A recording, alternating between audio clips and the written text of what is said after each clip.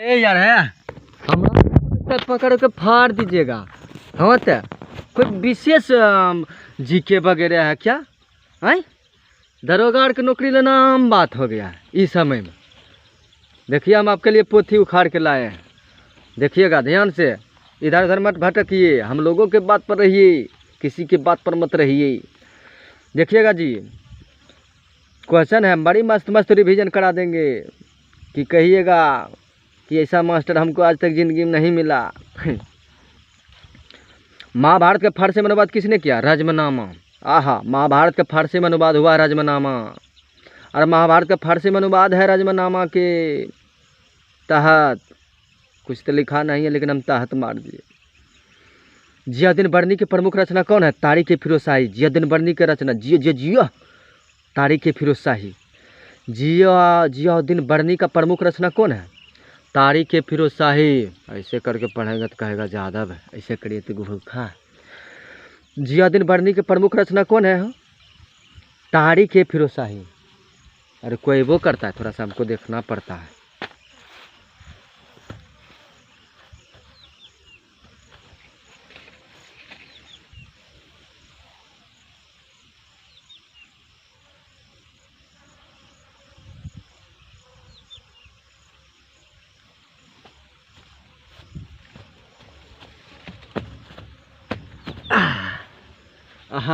आप पकड़ के फाड़ देंगे। इधर से देख लेते, कोई आ जाता है। हे आप नहीं आता भी, आप देंगे पकड़ के अभी से 50 क्वेश्चन खींच देंगे। आप सब हमको साथ देवे नहीं करते हैं, खाली दूसरा की चैनल पर सब्सक्राइब करते हैं। मोहम्मद बिन तुगलक के समय के इतिहास की जानकारी प्राप्त करने का मुख्य स्रोत इब्न बतूता के कौन सी कृति है? किताबुल रहला।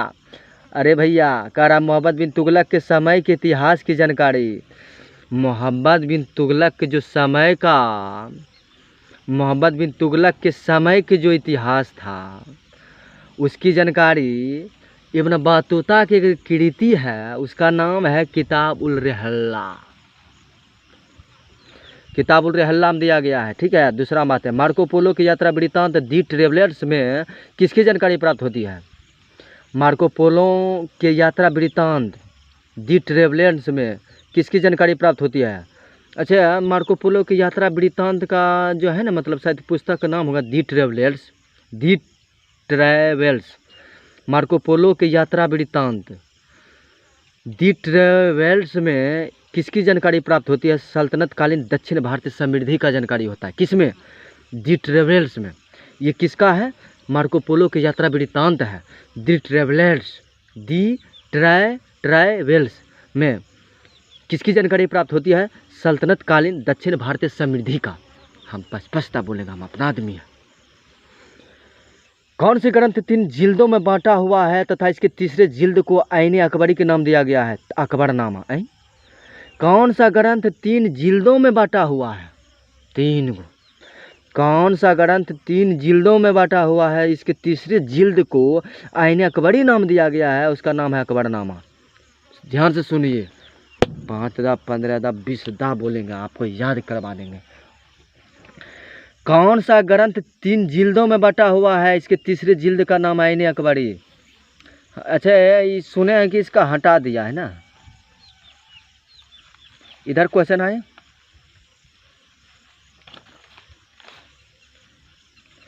मोहम्मद बिन तुगलक निपुण था किसमें? हो कलाम है। बड़ी गाना गाता था, हे मोहम्मद बिन तुगलक निपुण था कलाम। अच्छा, मोहम्मद बिन तुगलक निपुण था कलाम, साला कलाम निपुण था। टोपड़ा तथा मेरठ से 2 अशोक स्तंभ दिल्ली कौन लाया? टोपड़ा तथा मेरठ से 2 अशोक स्तंभ दिल्ली कौन लाया? टोपड़ा मेरठ से। जैसे ये टोपड़ा है, मेरठ है, ये टोपड़ा है, मेरठ है, ये टोपड़ा है, मेरठ है। ये स्तंभ को कौन मतलब उठा के लेक्चर गया दिल्ली? बताइए। फिरोज शाह तुगलक है कि मोहम्मद गोरी है? इसमें हो जाएगा फिरोज शाह तुगलक। टोपड़ा मेरठ से 2 स्तंभ दिल्ली लाया था फिरोज तुगलक। अब ऑप्शन हो देंगे, काय टेंशन लेते हैं। दीवान ए खैरात नामक एक अलग विभाग की स्थापना की। दीवान ए खैरात, इस फिरोज शाह तुगलक की शेरशाह कि मोहम्मद बिन तुगलक? बताइए। फिर दीवान ए खैरात नामक एक अलग विभाग की स्थापना की है फिरोज तुगलक। फिर आई। दीवान ए खैरात नामक एक अलग विभाग की स्थापना किया है फिरोज तुगलक। अरे हमार बात पर रहिए ना, अच्छा हम सिद्ध कर देंगे। दीवान ए खैरात नामक एक अलग विभाग की स्थापना किया है फिरोज तुगलक। दिल्ली का अंतिम सुल्तान कौन है? इब्राहिम लोदी है जी। आए दिल्ली का अंतिम सुल्तान कौन है? इब्राहिम लोदी है जी। आए दिल्ली का अंतिम सुल्तान क्या है? इब्राहिम लोदी है।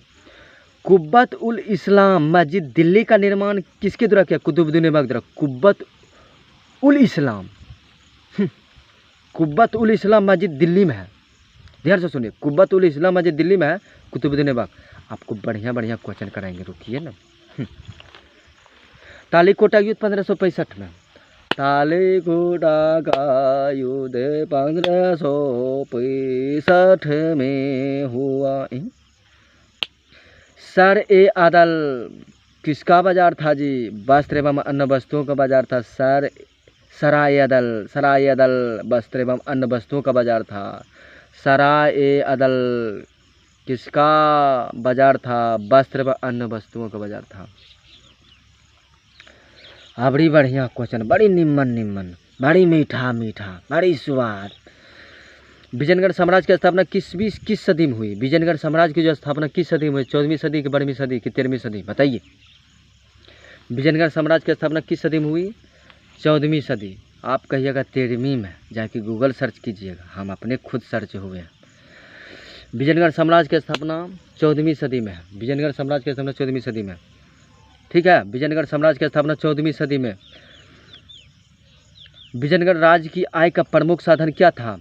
ऋण पर अधिकाधिक ब्याज कि शिष्ट नामक भूमि कर? बताइए। विजयनगढ़ राज्य की आय का प्रमुख साधन क्या था?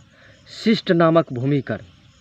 विजयनगढ़ राज्य की आय का प्रमुख साधन है शिष्ट नामक भूमि।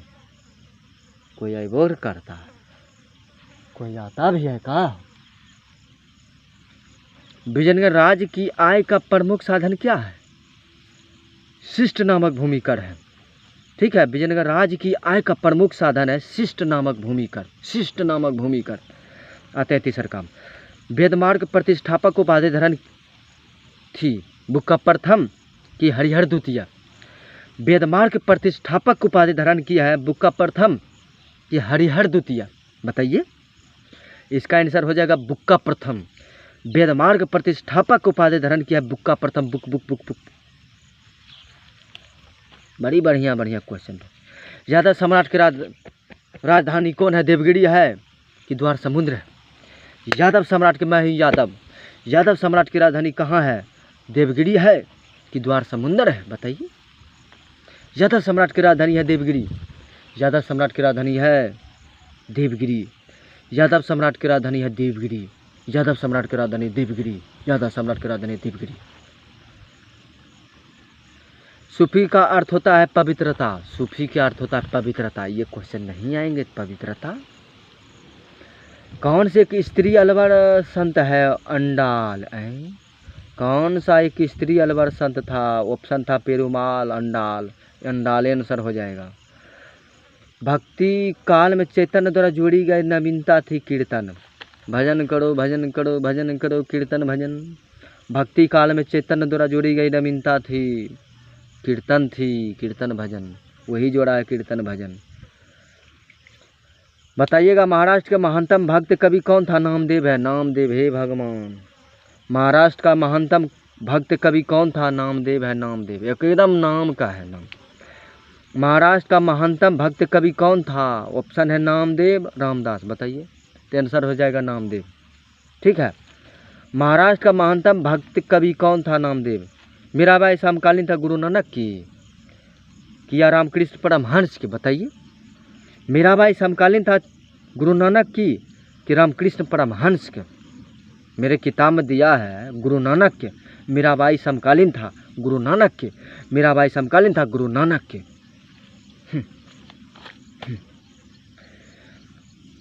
आज पता नहीं खाली हुमायूं वाला आ गया है क्वेश्चन। हुमायूं नामक लेखक कौन है? गुलबदना बेगम। हुमायूं नामक गुलबदन बेगम। बाबर का आत्महत्या कथा का नाम बताइए। तुझ के बाबरी। बस है बाबरी बस है, तुझू के बाबरी के लेखक है बाबर, तुझू के बाबरी के लेखक है बाबर, तुझू के बाबरी के लेखक है बाबर, तुझू के बाबरी के लेखक है बाबर। बाबर ने आत्मकथा लिखी है तुर्की भाषा में, तुरतुरा दिया। बाबर ने आत्मकथा लिखा है तुर्की भाषा में, तुरतुरा दिया। फारसी भाषा मत बोलना, ऑप्शन में हम दिया रहेगा फारसी, मार देना तुर्की, ठीक है। बाबर ने आत्मकथा लिखी तुर्की भाषा में, ठीक है भैया। कल फिर मिलते हैं। किसके शासनकाल में सर्वाधिक मंगोल आक्रमण हुआ था? मोहम्मद बिन तुगलक के शासनकाल में। मोहम्मद बिन तुगलक के शासनकाल में मंगोल आक्रमण बहुत हुआ, बहुत बहुत इतना।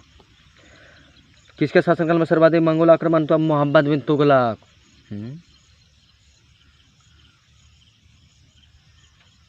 बोलो न किसका दिया चैप्टर भी हटाए, बोलो कौन की ये क्वेश्चन नहीं आता।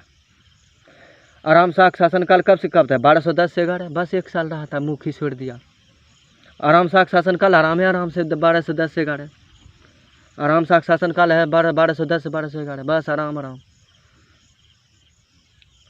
रजिया सुल्तान को सत्ताच्युत करने में किसका हाथ था? तुर्कों का कि मंगोलों का? रजिया सुल्तान को सत्ताच्युत करने में किसका हाथ था? तुर्कों का था, ठीक है। रजिया सुल्तान को सत्ताच्युत करने में किसका हाथ था? तुर्कों का। रजिया सुल्तान को सत्ताच्युत करने में किसका हाथ था? तुर्कों का। लोदी बनकर संताबाग बकलूल लोदी। सरे आदल किसका बाजार था? वस्त्र एवं अन्य वस्तुओं का बाजार था, सराय आदल। सल्तनत काल में भारत आर्थिक दृष्टि से था विकसित। सल्तनत काल में भारत आर्थिक दृष्टि से क्या था? विकसित था। विकासशील मत बोल देना, विकसित।